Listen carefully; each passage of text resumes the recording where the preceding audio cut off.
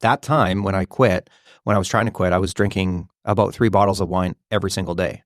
Wow. And that doesn't count like other stuff. And he's like, if I could share anything with anybody is that, alcohol is killing you. And it's stupid how it's so socially accepted as like, oh, it's like a thing that everybody just does. It's just a big part of your avoidant behavior, because most people, when they're drinking on a daily basis, are drinking to avoid something that is really difficult.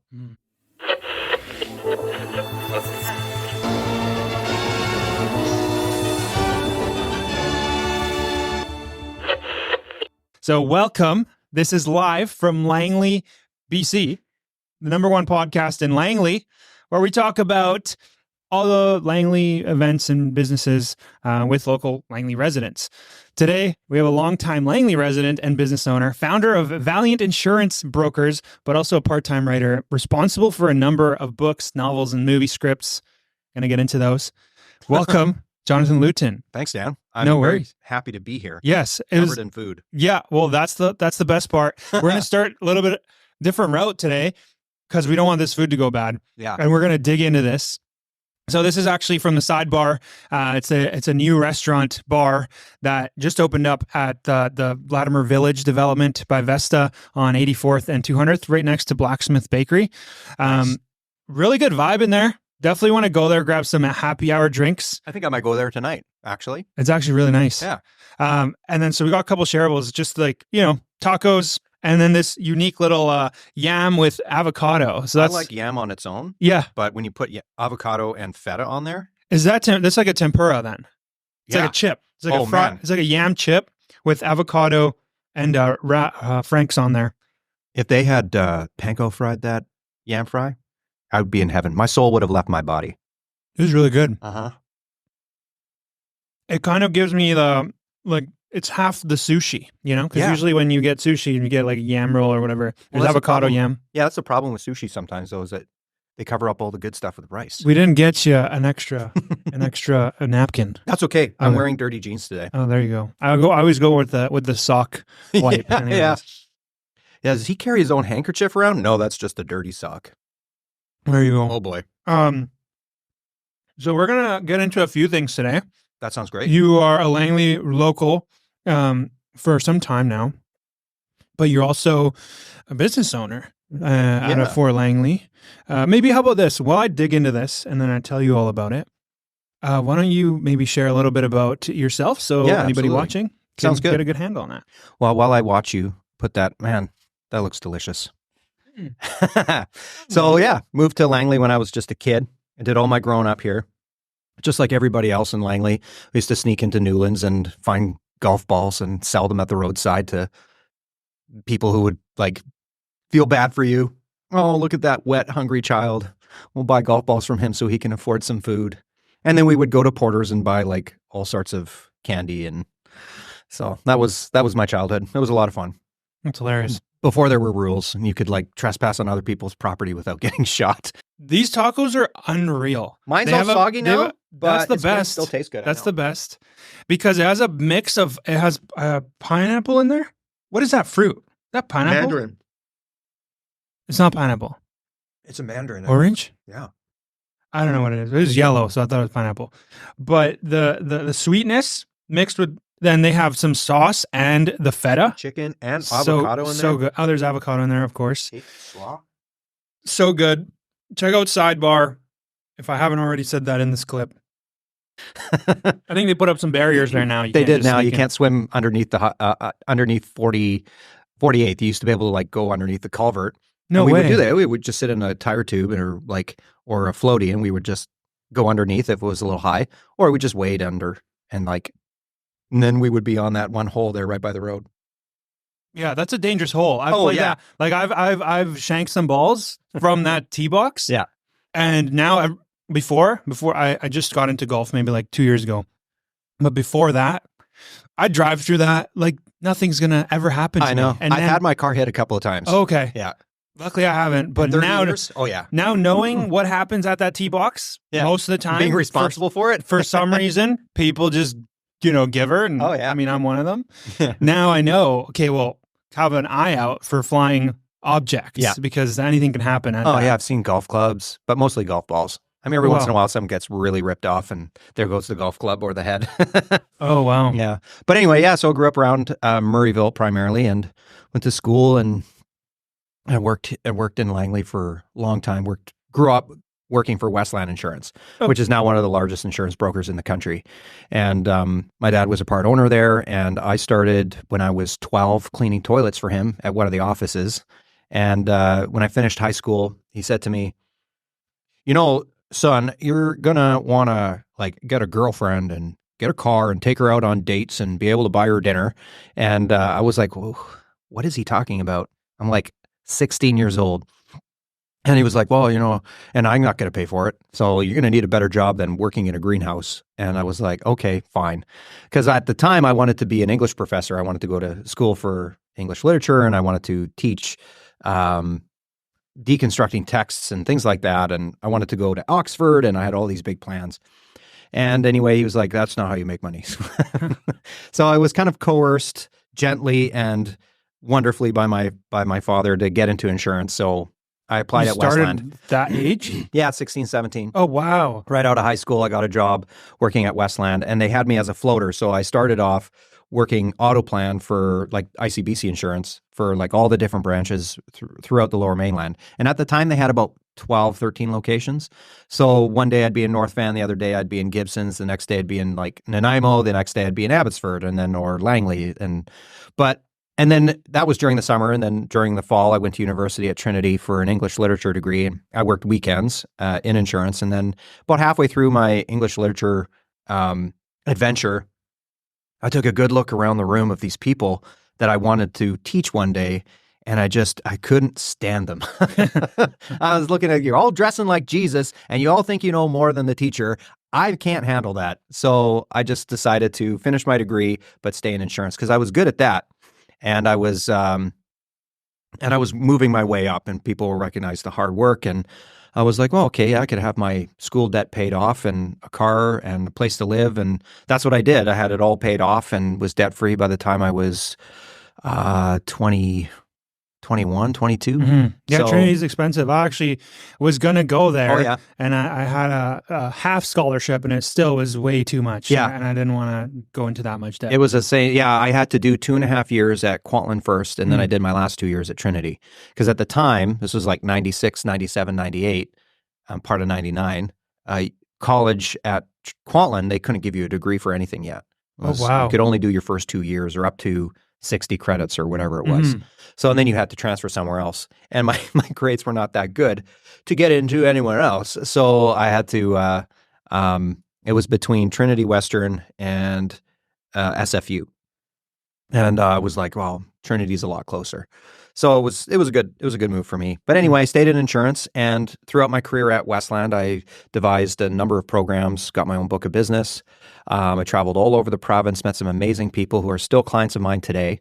And I ended up creating this amazing program for wineries when I was working there. Oh, and cool. so when I started this program in 2007, I had one winery, and by the time 2014 rolled around, which is the year I left Westland for a different agency, I had not only had I 167 wineries over the course of 7 years, but I also developed a really wonderful drinking problem. I mean, as you would, being around As you would. But it became unmanageable at that time. And it was very difficult for me to see myself still there in that role and not drinking. And I knew that if I continued to drink the way that I was drinking. Why is that? Were you just around it all the time? I was or- around it all the time. But then at some point, it changed from being around it all the time to leading the charge. Oh. And making sure it was around me all the time and then around everybody else I was with all the time. Then people started going, well, I can't leave at 11 o'clock in the morning on a Monday to go drink with John. Like, I barely know the guy. But that's where it took me. I started drinking on Mondays, like starting early in the morning on a Monday with people I barely knew and barely cared about, just because like I didn't want to drink alone, because that was the definition for me of someone who had a drinking problem. But I was already doing that in the evening, right? It was just like, you make up all these facades and you make all these deals with yourself. Like, maybe I can try controlled drinking. That didn't work. Maybe I could try just drinking on the weekends. Like, there's no way that was ever going to work.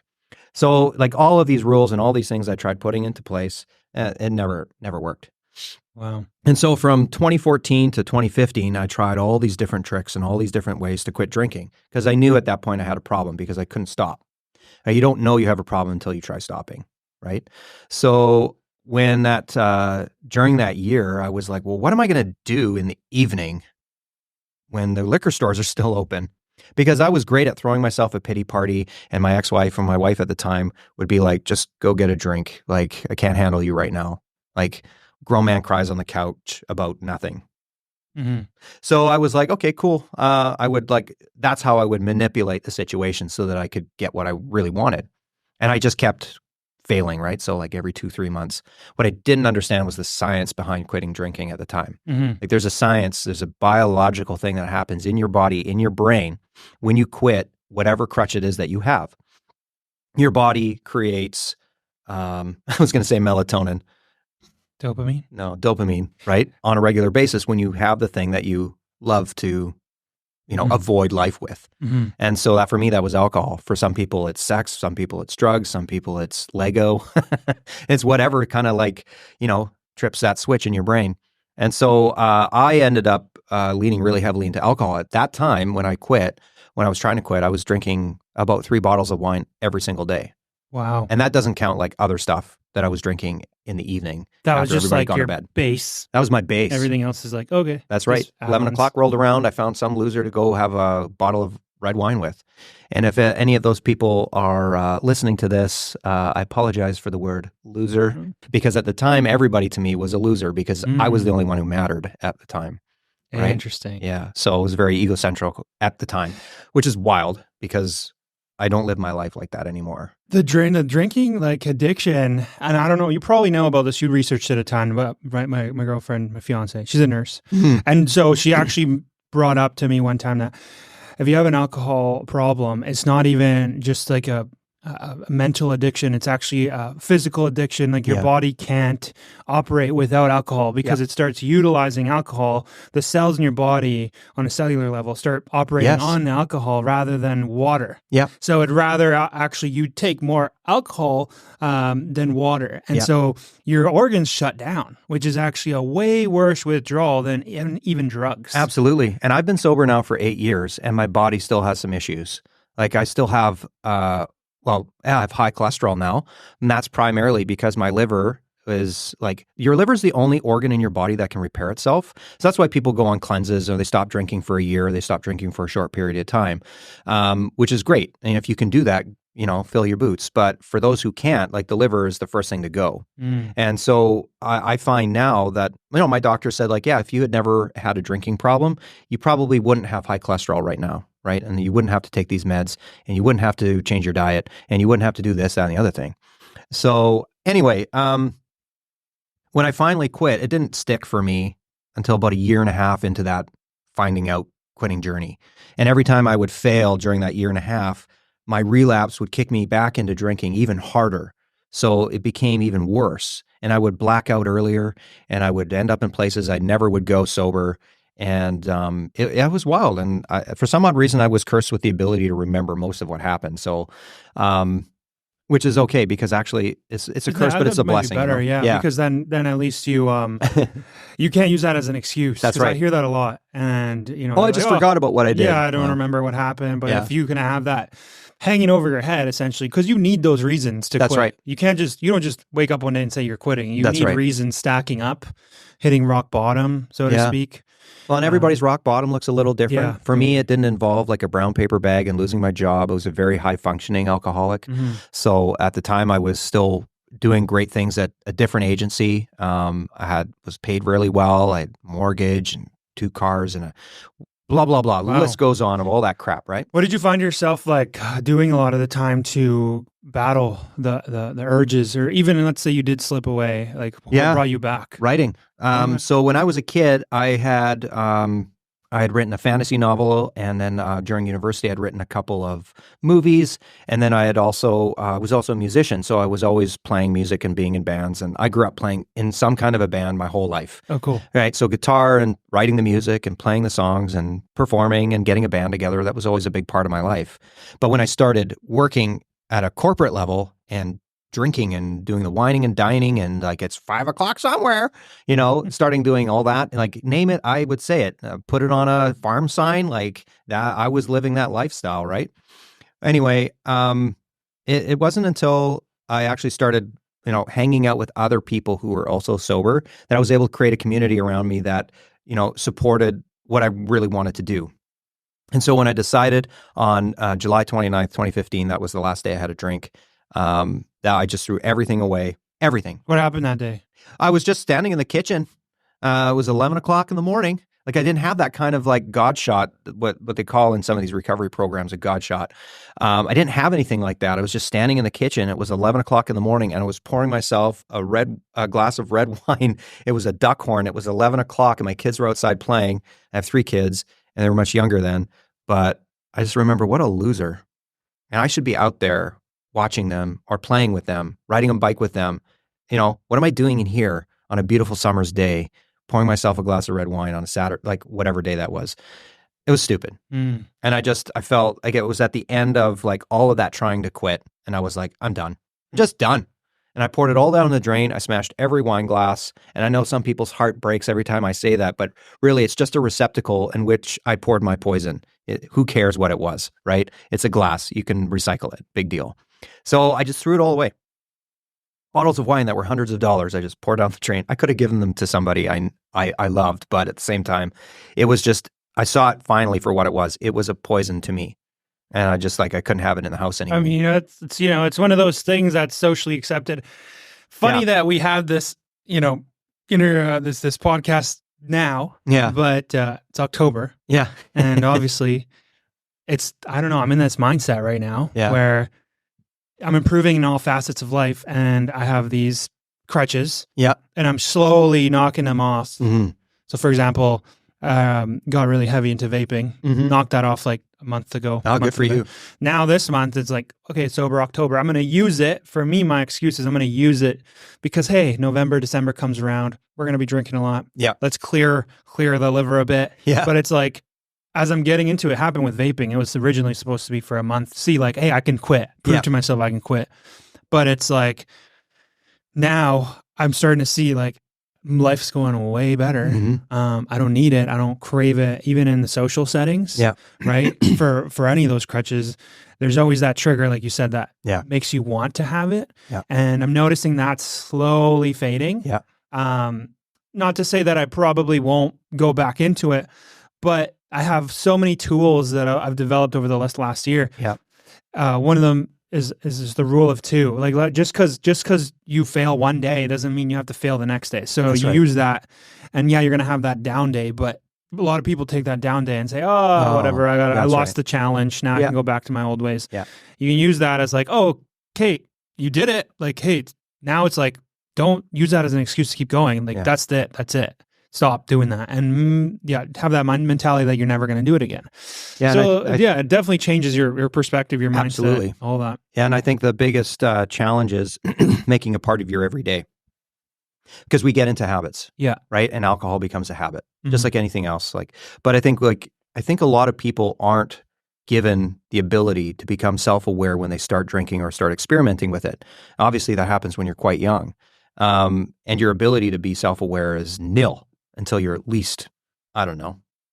For me, I wasn't self-aware until I quit drinking, which was 8 years ago, and I'm 45 in December. So it's kind of like, for everybody, it happens at a different time. But now that I'm fully self-aware of where I can go if I start drinking again, I will lose everything. If I wasn't able to become the Poetry Bandit and write 3 books that are published and are in bookstores around the world, I couldn't have started my own business. I couldn't have gotten to know some of the most amazing people that I've ever had the opportunity to meet with. I've met with Arlene Dickinson from Dragon's Den, who was a very instrumental lady who helped answer a lot of my questions about what it was like to start my own business. But I only got to know her because she started following me on Instagram and sharing my poetry. Cool. So like stories like that, Brene Brown.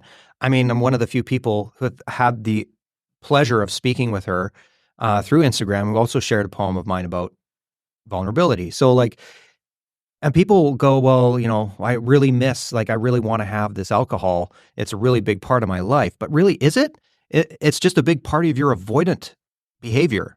Because most people, when they're drinking on a daily basis, are drinking to avoid something that is really difficult. And so until you like are able to approach that, I was avoiding dealing with OCD tendencies, the fact that I grew up bullied for being short, which is wild because I'm 5'7", and I'm beginning to realize, talking with other people, that's really not that short. That's average. Yeah. Right? That's a kind of like just below average height, really, So like I grew up with a whole bunch of Dutch people, and we all know Dutch people are super tall, and they love to let other people know that they're not as tall as them. So that's the kind of high school I went to, right? Getting locked in What lockers. high school was that? I don't want to say. Oh, but I went to 𝐏𝐻𝐸𝐴𝐻. I went to 𝐏𝐻𝐸𝐴𝐻. Oh, okay. For the most part, it was all right, but for a few years, it was really rough. You get locked in lockers or picked on just because of your height. You're like literally just existing. Like, dude, I can't do anything about my height.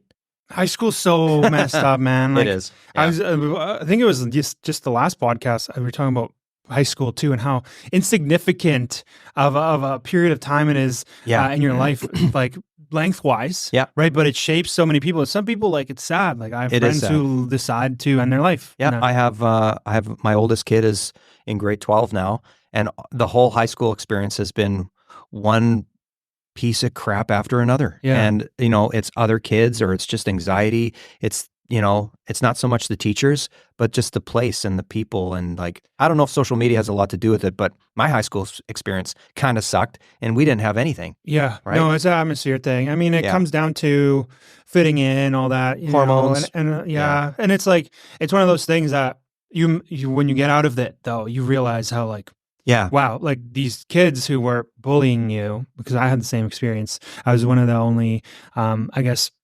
different race. Like, there's maybe like less than 10 different, and I would consider myself almost like fully Canadian. People look at me and they're like, oh, this guy's Caucasian. Yeah. And, well, I'm Spanish, but at the time there wasn't too many, African, people Langley as a whole. Yeah. But they lump me in with, hey, not even Punjabi, but like African. And they're calling me like the racial slurs.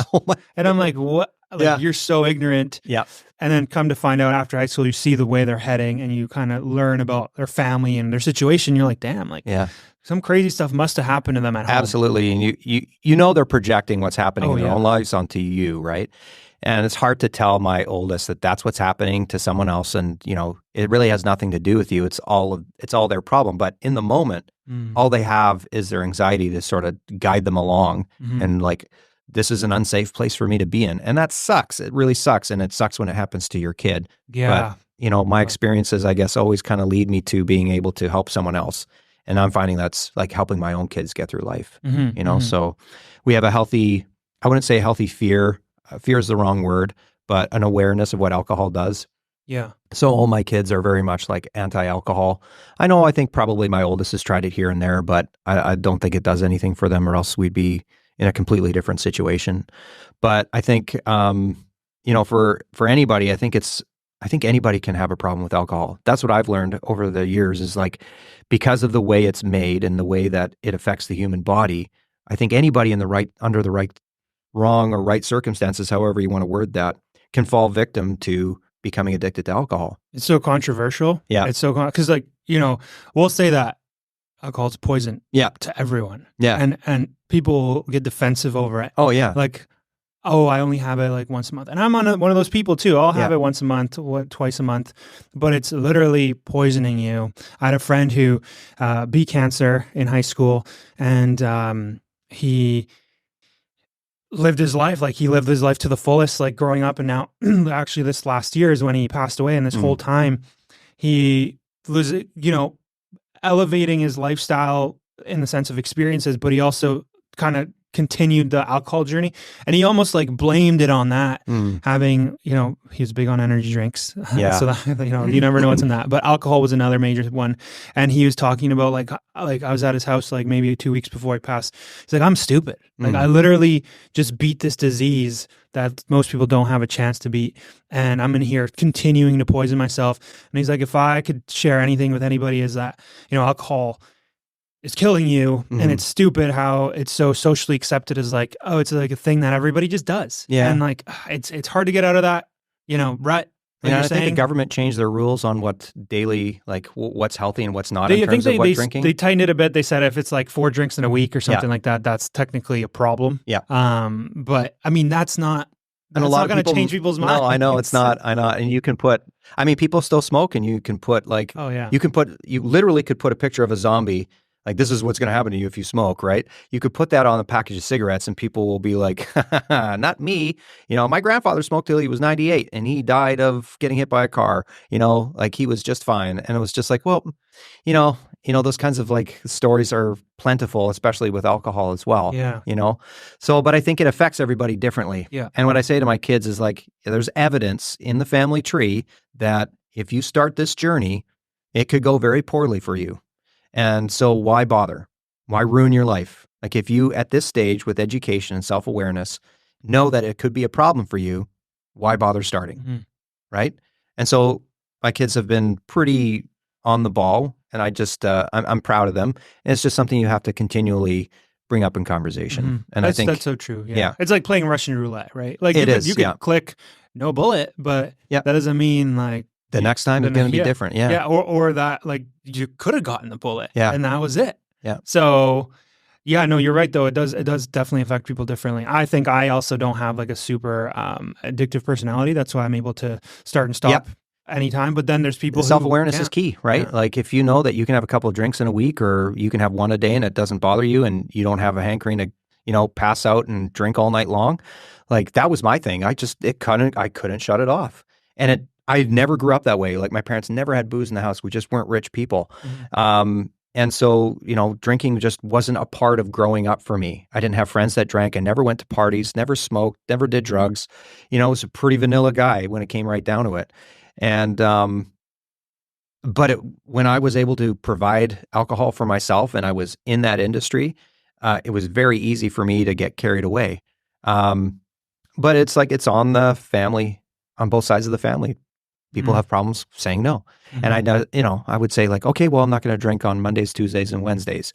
I mean, those rules never lasted very long. But what was the clincher for me was when I did, the first time I went into my 2-3 months of not drinking, I got the DTs like you would not believe. Like, detoxing after like a week, you just slide into, your body was shaking. You're seeing spiders. Your body's feeling like spiders crawling all over yourself, and you're shaking. You've got a fever. I'm like, oh, I must have the flu. And my mom was like, no, honey, no, that's you're detoxing from alcohol. And I didn't think it was that bad. But even then, after I came to that realization, and my uncles told me, yeah, that happened to us when we quit too. It still took me 1.5 years of trying to prove them wrong. And what's at the heart of all of that? Ego. So once I dealt with my ego, like, anybody can come in here and say, hey, Jon, you're a piece of shit. You didn't do this, that, and the other thing, and you made me look like an idiot. And I would go, you're probably right. And I'm really sorry about that. Tell me all about it. How can I make it better? And how can I improve? I've been in situations like that a lot. My first reaction is that. It's not, F you, get out of here, get out of my life. Like, my sole purpose in life is not to create drama wherever I go. And if I do, I have to deal with it right away. Because resentment, this is like a Star Wars thing. Resentment leads to anger. Anger leads to drinking. Drinking leads to the dark side. It's very simple. And once you understand that, it's so much easier to stay on the light side, right? Okay, deal with the resentment, let go of attachment, live in the present. Like, I just live one day at a time now. Like, if something's going on with my kids, something going on with something I can't control, I have to give that up. My first reaction isn't to like get on the phone or get on a text and try and control the situation. And if it does, someone can put me in my place, and I'll be like, okay, I'll let that go. And I'll let that sit, and maybe tomorrow will be different. Maybe I'll feel tomorrow. Like, tomorrow will be different. So by giving yourself that kind of grace, forgiving yourself, and then also just letting go, you can actually live without alcohol. That's been my experience anyway.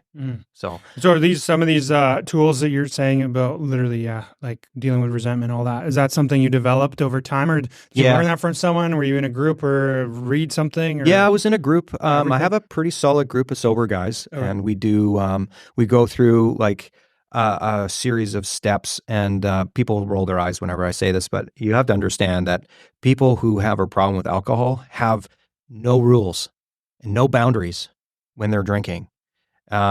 So what we're trying to do is create a way of living that works for us without having to consume alcohol to avoid what we're trying to deal with. So we've done that. And it was about 3 years into my sobriety where I finally understood what it was like to live without resentment, to deal with all these things that continually brought me back to drinking.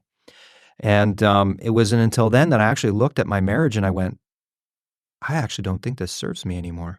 And it wasn't a messed up marriage and we didn't hate each other, but there were things in the marriage that just didn't align with my sober journey anymore. And we didn't love each other anymore. So I was able to say to my ex, I think I'm done. And she was like, yeah, I've been done for a little while.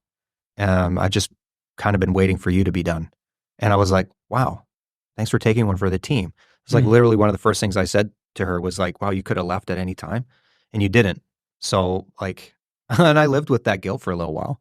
But one of the first things we did before we finalized our separation was like, we put it all out on the table, everything, any secret, any resentment, anything that we were upset about, the way that we communicated, like everything, we just put it all out there so that we could move forward in a separation that wasn't going to be damaging to the kids. Mm-hmm. And so we were able to do that. And I think if you ask any of our kids, we've done a really good job because today we share them 50-50. Our divorce finalized like almost a year exactly after a separation. We never made it about the money. We left the company off the table, sold the house, split the money. Everything was fair right across the board. And some women gave me a hard time in dating about not owning property. And I said, well, if I was going to retain property, I would have had to screw over the mother of my child, put her on the street without a job. Well, that's her responsibility. I said, yeah, it's easy for you to say that because you're not in this life, right? And who are you anyway? You're nobody to me. I don't have to justify any decisions that I've made. But the reason I did those things was to keep the mother of my children happy, healthy, fed, and able to take care of them, right? And I think that gets forgotten a lot when people are divorcing. It's like, what does it truly mean to put your kids first? It means to not have a conversation about money and to share and to also understand that how you deal with everything is going to make a lasting impact on your kids. Like it will impact your children forever. How they do all relationships moving forward. So we were really good about setting boundaries, making a few rules, putting them into our separation agreement. But the key thing is that, we promised each other we would communicate about things right away instead of like in our marriage where we never communicated about anything. And our communication is so much better now than it ever was in our marriage. And we were married for 15 years. When we got married, we were just kids. We had no idea what we were doing. Yeah. We didn't know about attachment styles, communication styles, personality models. I don't think it was probably readily available either. No, not at all. Not at all. Now it's like you flip open your phone, go on TikTok. There's 10 relationship experts there. Yeah, that's right. Telling you all about how to do things. And it's overwhelming. It is, yeah. But it is helpful. No, it's good to like be able to take a step back and be like, am I doing this? Because it has definitely stopped a lot of like, arguments. Because everybody has them, right? Oh, yeah. And if you have the perspective that maybe pops in your head, you're like, wait, I just heard about this. Like, this is what's happening. Okay. Like you were saying, table it until you're able to handle, take it on instead of getting super emotional about it. I think a lot of resentments these days between people, either in business or relationships or in families, can just be dealt with by managing expectations right away. Instead of like not saying anything, you could say, hey, listen, this is probably how this is going to go down, right? So don't get your hopes up. Or this is where I'm at in life, don't expect me to slide into that role that you need someone to fill right away, right? Just like, I don't know, communication's been the key for me. And that's been like the most important part of any journey I'm doing right now is just being able to communicate like succinctly, knowing what I want and putting that out there right away. Like I've had conversations with my oldest kid about like, this is the expectation, right? And these are things that are not part of the expectation for this week or for the school year, right? Cool. Stuff like that.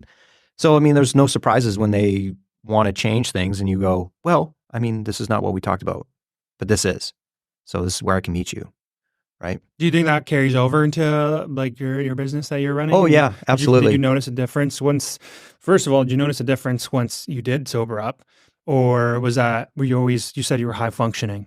Yeah, well, high functioning kind of meant like I was always able to find a reason to drink and find someone to drink with. Okay. Right. No. But also then take care of all the things I had to do every day. Right. Right. So not exceed necessarily in like growth in any of those fields. No, I was still kind of a prick. I didn't treat my assistants very well when I was working with them.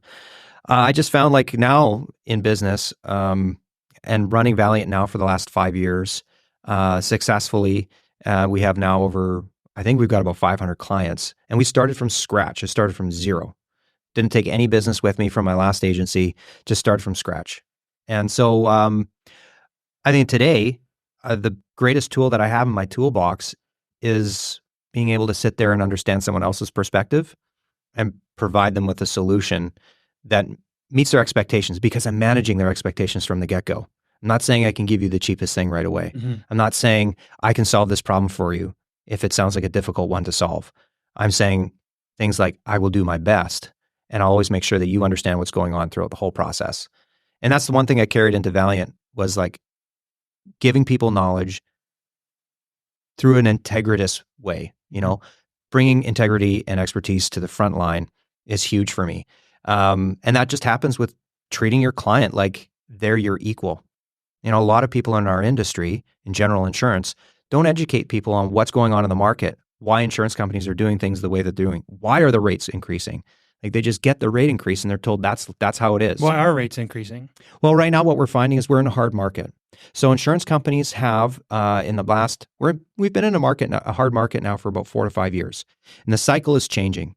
So prior to that, we were in a 13-year softer market where insurance companies' underwriting profits were high and their investment profits were high. So they were able to offer deals, keep rates low, keep deductibles low, and there weren't a lot of claims that were building up. When claims happen on a large scale, they dwindle away the reserves set in the previous fiscal year. So if that's all continuing on, then everybody's getting these nice low rates. But then what we saw was, water damage was happening a lot more frequently. Aging infrastructure was causing aging plumbing structure. Water damage from climate change? Or? No, water damage from like buildings. Okay. Like in the strata industry. The fires, flooding in a lot of different countries.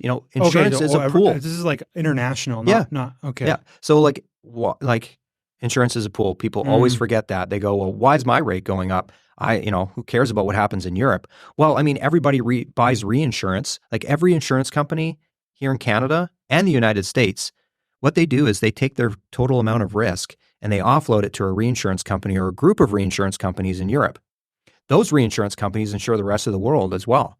The money's all going into the same pot. So if reinsurance companies are feeling the pinch and those rates have to go up in order to meet those demands, and all of the other countries have fiscal responsibilities put on those insurance companies and reinsurance companies, it's just not the Wild West out there. If you want to insure for earthquake in an area that has an earthquake exposure, you have to map it.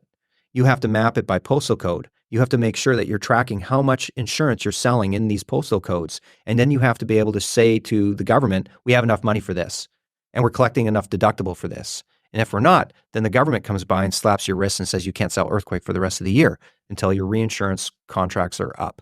So just telling people like this is how it goes a lot deeper than just you got a rate increase and it is because it's bad out there. You just can't say that. You have to give people, because people aren't stupid. Yeah. You There's have to that treat them huge with issue, respect. 2019, 2020, when there's a bunch of condos that weren't being able to be insured. Yeah, that's part and parcel because the soft market was so soft.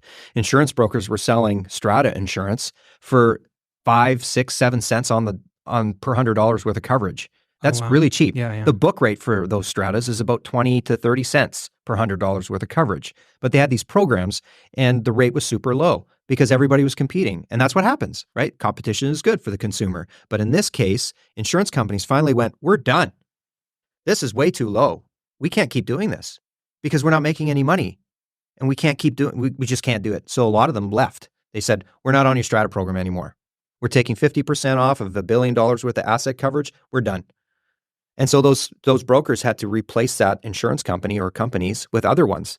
And the people who came in to save the day said, okay, but our book rate's 20 cents. And so we're not doing 7 cents. So the brokers had no choice but to sell that increase. So really where we are now in terms of rating is where it always should have been. But competition drove the price way, way low beyond what it should have been. No, because they have actuaries. They know what it's going to cost to restore a building. If the top There's floor, on the strata, there's like total value of the building. they know exactly how much it's going to cost now, right? Yeah. So, but the Strata Act had to change, and a lot of things had to change. Yeah, the in terms government of stepped insurance. in, and so because it did stabilize a little bit. Like we were looking at buildings that were half insured, Yeah, and like, and now you couldn't people have a even sell, problem. you couldn't get financing. Yeah, and a lot of people had a problem with now have problems meeting the deductible requirements. So a Strata will, if they've had claims, they'll have a very high water damage deductible. 200. Oh, I've seen some with 500. $250,000, $750,000. So we had a client who bought a condo in North Vancouver, and the deductible was $750,000. Wow. And her condo policy, we sold her the best one on the market, only provides $100,000 worth of deductible assessment coverage for water damage. So we had to find another $650,000 worth of coverage to top it up. Now, there are markets out there that can do that, but not all brokers know about them, right? So we have access to a couple of markets that can supply that difference up to, I think they can do up to $1 million, I think. But anybody who's come to me with a problem, we've been able to find a solution for the deductible difference. But that's probably the biggest thing that's left over from that. The market has stabilized. We don't anticipate that brokers are going to go back to the way things were because reinsurance companies just won't settle for it. They won't. They've said, we're not doing this again. So, and some of my peers might mock me for that, but I don't understand why anybody would put the consumer through that again. Do they think like there's the general belief that it's going to happen again? Well, I mean, the market's cyclical. Right now we're in a hard market. Yeah, okay. And so soft market is going to be coming up. So that means that rating for certain classes of business will soften, get a little cheaper. People will shop more looking for the deal, but it's not going to go like back to where it was 13 years ago, where like you pay 10 grand for snow removal insurance now. Well, back 13 years ago, it was maybe $2,500. It'll never go back down that way. Oh yeah. Because markets have the information now in front of them that this is what it's going to cost to settle this claim. They know how much it's going to cost. But I mean, there is something to be said about the industries replying to this and going, we're making things safer. We're making things better. And as long as the markets can see that those changes are impacting, fewer claims being made, payouts being smaller, contracts being tightened up, they'll respond and the market rate will go down. So it's just about making things better. We've gone through that for decades in lots of different industries. Cyber insurance used to be thousands of dollars. Now it's $800 a year. That's only because the markets now have actuarial information on a new type of risk, and they can go, oh, it actually doesn't cost that much to settle these types of claims. Now we have the information, and now the consumer can pay a more reasonable price for it. Yeah. That's good to know. Yeah, I'm glad we touched on it. Because, yeah. It's a big one for real estate. Yeah, absolutely. Oh, no, the real estate. But I have we have business owners on here all the time. A lot of people watch this too, have businesses, and insurance, one of those costs that absolutely is fluctuating. So it's good that you have access to different options. Yep. So if anybody watching this gets some value there, give me a shout. You know the guy to call. I think a lot of people, especially in Fort Langley, enjoy having someone who's knowledgeable that's local. Yeah. Right? Like I know the area, I know the Lower Mainland really well. I've worked for lots of large and different types of insurance brokers. I know the lay of the land. I know the marketplace. I'm always in touch with my peers.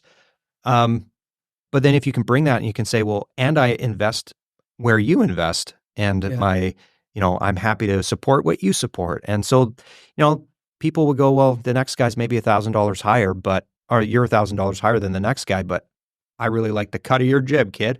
So like that's one thing they don't have is they don't have you. The guy down the road doesn't have you. That's right. So we got to wrap this up soon, but I want to talk about Langley quick. Yeah. Anything to highlight about Fort Langley, maybe in the business side of things or the insurance side of things, or any business you want to shout out other than obviously yours? I find that very difficult to do because I'm always afraid that someone's going to be upset that I missed them. So, but no, I'm a big fan. If you're ever wondering, if I'm not in my office, I'm usually at Saba. That's where you wanted to meet? Yeah, that's my favorite place to hang out. Or I'm walking my dog. I have a very large Malamute. Her name's Mackie, and she's either in the office with me or I'm walking her. But I don't know. Like I think people have done a really good job in Langley of showing up in the village and spending their money there and realizing it's a really cute place to go and get anything. I was actually talking about it. My youngest, or my only, Yeah. my youngest, you said oldest, so my little one is 18 months. Yeah.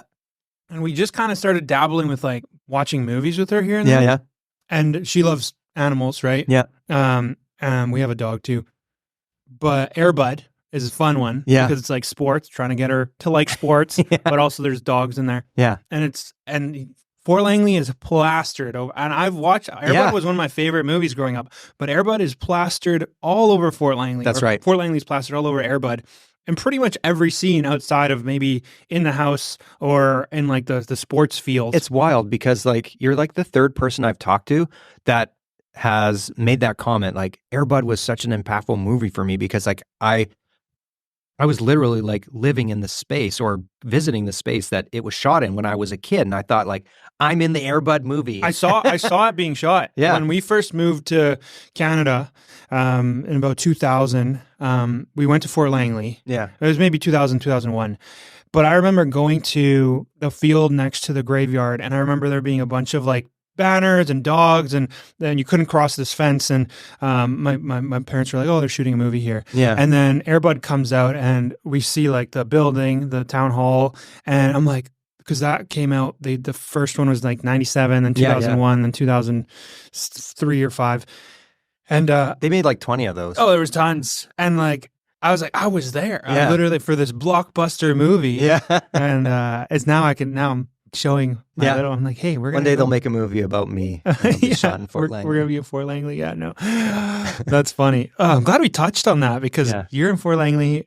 We see Hallmark movies being shot. Oh yeah, all the time there. I have a friend time. who works in film, and that's it's funny they shoot those in the summertime. Yeah, because it's otherwise Christmas. it's too rainy. Because our winters are rain. They just shot a Disney Plus show there, and it was about an alien. And there's a guy walking around with like head prosthetics, like an alien, and alien hands, but he was dressed up like a lumberjack or whatever. And there was a scene on the street where he lost his cool with a little girl and her dad or something. And it was the funniest thing I ever seen because I was like, I couldn't see from where I was standing, the cameras and everything. So it just looked like some guy in costume freaking out at a couple of people on the street. And then as I kept walking closer, I was like, oh, it's a movie. That's hilarious. But I should have clued in right away. I was like a brain fart, right? But that's hilarious. Yeah. That's awesome. Yeah. So you're in Fort Langley. Yeah, we're in the where Fort can they Professional find building. you? Yeah, our office is on the second floor in the Fort Professional building. So that's on 96, 23160 96th Avenue, just above the subway. And there's a pho restaurant, and travel agent on the main floor. And then we're across the hall from the Raymond James. We're looking to get an ICBC license, so stay tuned for that. So that's pretty exciting. We'll be able to start doing car insurance. But our specialties are home, condo, tenants, boat, and of course, all types of business insurance, liability, product liability. If anybody's ever told you that can't be done, call me because we always find a way. I love the weird and wonderful stuff too. Those are always fun. Oh yeah, absolutely. Yeah, I have a house full of chain armor from the 1500s. I've had some pretty weird stuff, but yeah. And that's at Valiant Insurance on Instagram. Yeah, Valiant Insurance Brokers. That's on Instagram. We have hired one of our clients, Med Marketing, to do. Shout out to Med Marketing, does all of our. Yeah, it's a lot of fun working with those ladies. They do such an amazing job. They're always on top of the trends, and they do a lot of research about our industry beforehand. So I really don't have to do much other than show up and act like a goofball, and they take care of the rest. But it's a great way to educate people, and we're just hoping it continues to tick along. Yeah, no, it's social media is a great tool these days. That's why we're doing this. That's right. That's why I love it. There will be a few clips for you to share. High five. And with all the information you shared today. So that's going to be fun. But that's pretty much it. Thanks for watching. If you have any questions for myself or Jonathan, John, you can comment down below or reach out to him on his 2 social media handles, the Poetry Bandit or Valiant Insurance Brokers. Thanks so much for watching. And if you want to see more videos like this, make sure you subscribe because we're making videos like this every single month. Catch you on the next one. See ya. See you later. Pound it out, brother. Let's go. Sweet. Yeah. Had to